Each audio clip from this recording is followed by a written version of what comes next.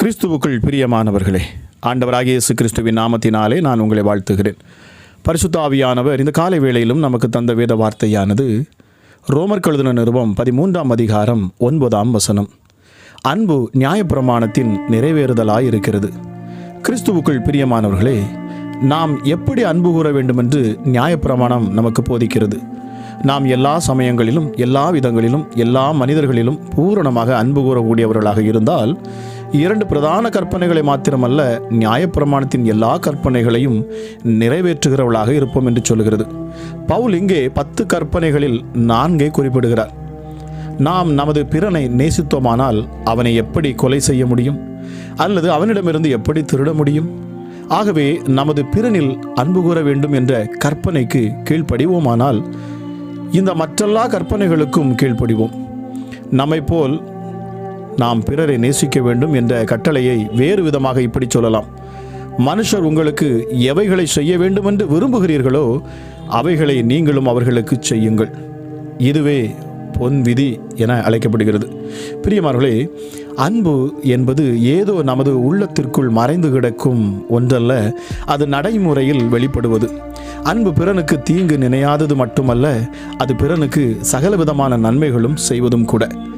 இங்கே இன்னொரு கேள்வி, 2வது பிரதான கற்பனை, உன்னிடத்தில் நீ அன்பு கூறுவது போல் பிறனிடத்திலும் அன்பு கூறுவாயாக என்கிறது. அப்படியானால் நாம் பிறரை நேசிக்கும் அளவிற்கு நம்மையும் நேசிக்க வேண்டுமா? பிரியமானவர்களே, இது ஒரு அர்த்தம் பொதிந்த ஒரு கேள்வி. இயேசு சொன்னார், ஒருவன் என் பின்னே வர விரும்பினால் அவன் தன்னைத்தான் வெறுத்து என்னை பின்பற்ற கடவன் என்றார். ஆனால் நாம் நம்மை வெறுத்தாலும் கூட இன்னும் நமது சரீரங்களை நேசிக்கவும் மதிக்கவுமே செய்கிறோம். இது இயற்கையே. அப்படியானால் நாம் இயற்கையாக நமது சரீரங்களை எந்த அளவிற்கு நேசிக்கிறோமோ அந்த அளவிற்கு நமது பிறனையும் நேசிக்க வேண்டும். நமது பிறனை காட்டிலும் நம்மை அதிகமாக நேசிக்கக்கூடாது. அப்படி செய்வது சுயநலமாகும். மாறாக நாம் நம்மை நேசிப்பதை காட்டிலும் அதிகமாக நமது பிறனை நேசிக்க வேண்டும். அப்பொழுது நாம் நம்மை போலவே நமது பிறனை நேசிக்க போகிறோம் என்றால், அப்பொழுது நாம் நம்மை நேசிப்பது போல நமது பிறனை நேசிப்பவர்களாக மாறுவோம். எல்லாருக்கும் மேலாக நாம் நம்மை நேசிப்பதால் நம்மை போல நமது பிறனை நேசிக்கப் போகிறோம் என்றால் அவனையும் எல்லாவற்றுக்கும் மேலாக நேசிக்க வேண்டியதாகும். பிரியமானவர்களே, நாம் தேவனை எந்த அளவிற்கு நேசிக்க வேண்டும்? நம்மை நாம் நேசிக்கும் அளவிற்கா, இல்லை அதைவிட அதிகமாகவா? கற்பனைகள் எல்லாம் பிரதான கற்பனை இப்படி சொல்லுகிறது, உன் தேவனாகிய கர்த்தரிடத்தில் உன் முழு இருதயத்தோடும், உன் முழு ஆத்துமாவோடும், உன் முழு மனதோடும், உன் முழு பலத்தோடும் அன்பு கூறுவாயாக. இந்த கற்பனையை கைக்கொள்வோம் என்றால் நம்மை நேசிப்பதற்கு நம்மிடம் அன்பு மிச்சம் இருக்காது. கருத்தும் அதுதான். பிரியமானவர்களே, நமது அன்பெல்லாம் தேவனுக்கும் பிறருக்கும் கொடுக்கப்பட வேண்டும். அதில் எதையும் நாம வைத்து கொள்ளக்கூடாது. நிச்சயமாக இந்த அதிகாலை வேளையில் கேட்டுக்கொண்டு இருக்கிற ஒவ்வொருவரையும் ஆண்டவராகிய இயேசு கிறிஸ்துவின் நாமத்தில் நான் உங்களை ஆசீர்வதிக்கிறேன். பிரியமானவர்களே, நாம் நம்மை நேசிப்பது போல நாம் பிறனையும் நேசிக்க வேண்டுமா? நமக்கு பிறர் என்னவெல்லாம் செய்ய வேண்டும் என்று நாம் நினைக்கிறோமோ அதையெல்லாம் நாம் மற்றவர்களுக்கு செய்ய வேண்டும். எவ்வளவு அற்புதமான ஒரு அன்பை பகிர்ந்து கொள்ளக்கூடிய அற்புதமான ஒரு போதனை ஆண்டவர் நமக்கு கொடுத்திருக்கிறார். நிச்சயமாக பிரியமானவர்களை, நாம் நம்மை சார்ந்து இருக்கிறவர்களை, நம் சமுதாயத்தில் இருக்கிறவர்களை, நம்மை போல மனிதர்களை நாம் நேசிக்கிற பொழுது அதிலே தேவனுடைய அன்பு வெளிப்படுகிறது. நம்மை நாமே நேசிக்கிறது அல்ல, நாம் மற்றவர்களை நேசிக்கிற பொழுதுதான் ஆண்டவராக இயேசு கிறிஸ்து சொன்னார், சீஷர்களை பார்த்து, நீங்கள் என்னிடத்தில் அன்பு கூறுகிறீர்கள் என்பதை இந்த உலகம் எப்படி அறியும்? நீங்கள் மற்றவர்களை நேசிக்கிற பொழுது, நீங்கள் மற்றவர்களை அன்பு கூறுகிற பொழுதுதான் நீங்கள் என்னுடைய பிள்ளைகள் என்று பரலோகம் அறிமுகப்படுத்தும் என்று சொல்லப்பட்டிருக்கிறது. பிரியமானவர்களே, நாம் மற்றவர்களை நேசிக்கிற பொழுது, அதாவது உங்களுக்கு விரோதமாக குற்றம் செய்வர்கள், உங்களுக்கு எரிச்சல் மூட்டுகிறவர்கள் யாராக இருந்தாலும் சரி, பிரியமானவர்களே, நீங்கள் அவர்களை அன்பு செய்து அவர்களை நீங்கள் மன்னிக்க நீங்கள் பழகி கொண்டு பாருங்கள். என் ஆண்டவர் நிச்சயமாக அவர் உங்களை மேன்மைப்படுத்துவார். எந்த சத்துரு உங்களை வெட்கப்படுத்த நினைக்கிறார்களோ, எந்த மனுஷன் உங்களை வெட்கப்படுத்த நினைக்கிறானோ, அதே மனுஷனை நீங்கள் அன்பு கூறுகிற பொழுது வேதம் சொல்லுகிறது, அவன் தலையில் நீ கொள்ளி நெருப்பை வைப்பது போல் அவனுக்கு இருக்குமா? பிரியமானவர்களே, நாம் அவரை நேசிப்போம், நம் அயலானை நேசிப்போம், நம் உற்றார் உறவினரை நேசிப்போம், பிரிந்து போன உறவுகளை மீண்டும் ஒன்று சேர்ப்போம். பிரியமானவர்களை, எழுந்து கட்டுவோம் வாருங்கள் என்று சொன்ன வார்த்தையின்படி நிச்சயமாகவே நம் குடும்பமாக எழுமி நின்று, சமுதாயமாக எழுமி நின்று ஆண்டுடைய வேலையை நாம் செய்கிற பொழுது, நாம் ஒருமனப்படுகிற பொழுது, ஒருமனப்பட்டு நாம் தேசத்திற்காகவும் நான் மற்றவர்களுக்காக ஜெபிக்கிற பொழுது ஹல்லேலூயா, இந்த இயேசுவை மற்றவர்களும் பெற்றுக்கொள்ள வேண்டும். நான் பெற்ற இந்த அன்பை, இந்த சிலுவையில் உள்ள இந்த கல்வாரி அன்பை என்னை போல மற்றவர்களும் பெற்றுக்கொள்ள வேண்டும் என்கிற அன்பு உங்களுக்குள் இருக்கும் என்று சொன்னால், எப்படி பவுல் கிறிஸ்துவின் அன்பு என்னை நெருக்கி ஏவுகிறது, இந்த சுவிசேஷத்தை சொல்லும்படி, இதை இயேசு கிறிஸ்துவின் சிலுவை பாடுகளோட அன்பை சொல்லும்படி கிறிஸ்துவின் அன்பு என்னை நெருக்கி ஏவுகிறது இந்த சுவிசேஷத்தை, ஆகவே நான் உங்களிடத்தில் சொல்லுகிறேன் என்று பவுல் சொல்லுகிறார். நிச்சயமாகவே இந்த காலை வேளையில் கேட்டுக்கொண்டிருக்கிற உங்கள் வாழ்க்கையில் ஆண்டவர் மிகப்பெரிய அதிசயத்தையும் அற்புதத்தையும் செய்வாராக. ஜெபிக்கலாமா? எங்கள் அன்பின் பரலோக தகப்பனே, இந்த காலை வேளைக்காக உமக்கு கோடாக்கூடி நன்றி அப்பா. ஆமாம் ராஜா, பிரதானது அன்பு என்பதை நீர் காண்பித்து கொடுத்தீர். பிரதானமானது அன்பு என்று இந்த நாளில் அப்பா நீர் வெளிப்படுத்தினீரே, உமக்கு நன்றி செலுத்துகிறேன் அப்பா. அன்பில்லாதவன் தேவனை அறியான் என்று சொல்லப்பட்டிருக்கிறது. காரணம், தேவன் அன்பாகவே இருக்கிறார். பரிசுத்தமுள்ள தெய்வமே, உண்மை உள்ளவரே, சத்தியம் உள்ளவரே, கிருபை உள்ளவரே, இரக்கம் உள்ளவரே, எல்லாவற்றுக்கும் மேலாக மிகவும் அன்பு கூறுகிறவரே, அன்புள்ள தெய்வமே, உமக்கு நன்றி செலுத்துகிறேன் அப்பா. இந்த அதிகாலை வேளையில் உம்மை நோக்கி பார்க்கிற ஒவ்வொரு பிள்ளைகள் மேலும் அளவில்லாத உம்முடைய அன்பு கடந்து வரட்டும் அப்பா. ஒவ்வொரு பிள்ளைகள் மேலும் உம்முடைய அன்பு ஊற்றப்படட்டும் சுவாமி. அளவில்லாத உம்முடைய பிரசன்ன மகிமை இந்த நேரத்தில் ஊற்றப்படட்டும் அப்பா. பரிசுத்த ஆவியானவரே, கிறிஸ்துவின் அன்பை குறித்து பேசுகிறவர் நீர் ஒருவரே. ஒவ்வொரு பிள்ளைகளையும் இந்த அதிகாலை வேளையில் நிரப்புவீராக ராஜா. யாரெல்லாம் இந்த அதிகாலை வேளையில் அப்பா சோர்ந்து போய் நிற்கிறார்களோ, பலவீனப்பட்டு நிற்கிறார்களோ, கண்ணீரோடு நிற்கிறார்களோ, தேவ அன்பு அவர்களை நிரப்பட்டும் அப்பா. இந்த அன்பு ஒரு மனிதனுக்குள் வருகிற பொழுது மற்றவர்களை மன்னிக்க அது உணர்த்துகிறது. மற்றவர்களை மன்னிக்கிற பொழுது அற்புதங்கள் தானாய் நடக்கிறது. தேவையானதை ஆண்டவர் சந்திக்கிறார். நிச்சயமாகவே சூழ்நிலைகளை மாற்றுகிறார். மனுஷனுடைய கண்களில் தயவு கிடைக்க பண்ணுவார். நாங்கள் போகிற இடங்களெல்லாம், நீங்கள் போகிற இடங்களெல்லாம் அங்கே மாற்றங்களை ஆண்டவர் தருவார். நிச்சயமாகவே நடக்க முடியாத காரியங்கள் உங்களுக்கு நடந்து தீரும். காரணம், என் இயேசுவின் கற்பனைகளை நீங்கள் கை கொள்ளுகிற பொழுது. நிச்சயமாக பிரியமானவர்களே, நமக்குள்ளாக கோபம், வன்கண், பொறாமை, எரிச்சல், பழி வாங்கும் எண்ணங்களை நாம் வைத்து கொண்டிருப்போம் என்று சொன்னால் நிச்சயமாக நாம் ஒருபோதும் அற்புதத்தை பெற்றுக்கொள்ள முடியாது. காரணம், அது தேவனுக்கு விரோதமான பகை. நிச்சயமாக பிரியமானவர்களே, ஆக இந்த அதிகாலை வேளையிலும் கேட்டுக்கொண்டிருக்க நீங்கள் யாராக இருந்தாலும் சரி, என்னோடு இணைந்து ஜெபிக்கிற நீங்கள் எந்த இடத்தில் இருந்தாலும் சரி, எப்படிப்பட்ட சூழ்நிலை இருந்தாலும் சரி, இதை நீங்கள் விசுவாசியுங்கள். கிறிஸ்துவை அன்பு கூறுவீர்கள் என்று சொன்னால், நீங்கள் இந்த தேவனை அன்பு கூறுவீர்கள் என்று சொன்னால், நீங்கள் அதை எப்படி செய்கைகளே வெளிப்படுத்துகிறீர்கள், எப்படி உங்கள் கிரியைகளை நீங்கள் வெளிப்படுத்தப் போகிறீர்கள். நிச்சயமாகவே அது எப்படி வெளிப்படுத்த வேண்டும் என்று வேதம் சொல்லுகிறது. அதுதான் நாம் மற்றவர்களை நேசிக்கிற பொழுது, நம்முடைய சகோதரர்களை நேசிக்கிற பொழுது, நம்மை போல சக மனிதர்களை நாம் நேசிக்கிற பொழுது, அவர்களிடத்தில் நாம் அன்பு கூறுகிற பொழுது நாம் தேவனை நேசிக்கிறோமாம். நிச்சயமாகவே நாம் தேவனுடைய பிள்ளைகள் என்கிற அடையாளத்தை நாம் வெளிப்படுத்துகிறோமாம். இதை கேட்டுக்கொண்டிருக்கிற நீங்கள் யாராக இருந்தாலும் சரி, எந்த இடத்துல இருந்தாலும் சரி, தேவ அன்பு இப்பொழுதே உங்கள் உள்ளங்களை நிரப்பட்டும். இந்த அன்பானது நிச்சயமாக பிரியமானவர்களே உங்களை விடுதலையாக்கும். வேதம் சொல்லுகிறது, தேவன் நம்மேல் வைத்த அன்பு நிமித்தமாக, அவர் நம்மீது கொண்ட அன்பு நிமித்தமாக தன் மடியில் இருந்த ஒரே பேரான குமாரனை அவர் நமக்காக கொடுத்தாராம்.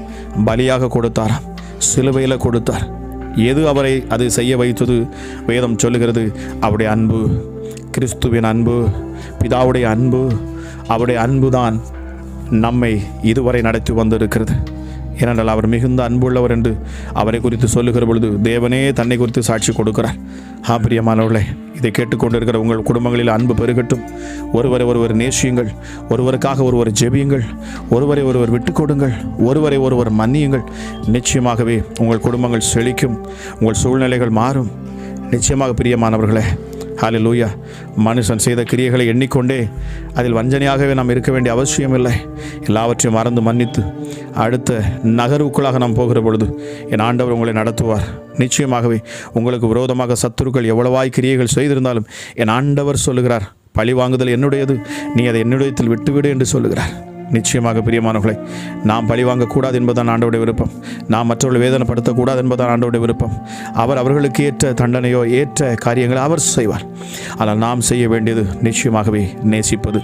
கிருபையுள்ள தெய்வமே அப்பா, இந்த அதிகாலை வேளையிலும் சுவாமி, இந்த வார்த்தையை கேட்டுக்கொண்டிருக்கிற ஒவ்வொரு பிள்ளைகளையும் நீர் நிரப்புவீராக, உங்களுடைய அன்பினால் நிரப்புவீராக ராஜா. எஸ்டடி எங்கள் உள்ளங்களை கவர்ந்தீர், எங்களை நேசித்தீர். உங்கள் அன்பை கண்டு, நீர் சிலுவையில் செய்த அந்த அன்பை கண்டு அப்பா, நாங்கள் உம்மிடத்தில் கவர்ந்து இழுக்கப்பட்டு இருக்கிறோம். உம்முடைய அன்பினாலே நாங்கள் கட்டப்பட்டு இருக்கிறோம் அப்பா. உம்முடைய அன்பின் கயிறிலே கட்டப்பட்டபடினால தான் இந்த சுவிசேஷத்தை நாங்கள் பேசுகிறோம். உம்முடைய அன்பில் நாங்கள் கட்டப்பட்டபடினால தான் எசப்பா உண்மை குறித்து நாங்கள் நற்செய்தியை பேசுகிறோம். அமராஜா, உம்முடைய அன்பில் நாங்கள் பிடிக்கப்பட்டபடினாலே என் ஆண்டவராக இயேசுவே உம்மை குறித்து நாங்கள் மேன்மை பாராட்டுகிறோம் அப்பா. அவளை ராஜா இயேசுவே, எல்லாவற்றுக்கும் காரணம் இது அன்பு என்பது என்பதை இந்த நாளிலே அப்பா நீர் வெளிப்படுத்துகிறீர். பரிசுத்த ஆவியானவரே, அளவில்லாத அன்பு கொண்டவர் என்று வேதம் சொல்லுகிறதே, நீர் இப்பொழுதே அப்பா ஒவ்வொரு பிள்ளைகளும் அன்பினால் நீர் நிரப்புவீராக, அன்பென்னும் கயிறினால் கட்டுவீராக.